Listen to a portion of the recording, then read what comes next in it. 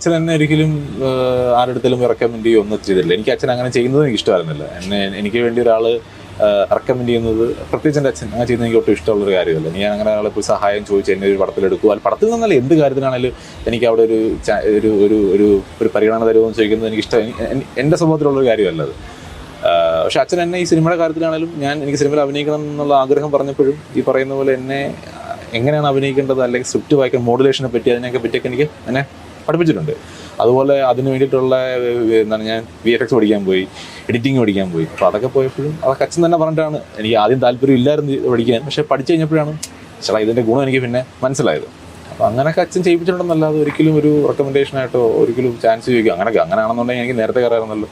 എത്ര വർഷം മുന്നേ സിനിമയിൽ കയറാറുന്നല്ലോ എനിക്ക്. അതെ, ഒരിക്കലും വീട്ടിൽ നിന്ന് അച്ഛൻ്റെയോ അല്ലെങ്കിൽ നമ്മുടെ ഫിലിം ബാക്ക്, ഇപ്പോൾ കൊച്ചച്ഛനാണെങ്കിലും ഫിലിമിലുണ്ട്, ഡബിംഗ് മേഖലയിലുണ്ട്, സീരിയൽ മേഖലയിലുണ്ട്.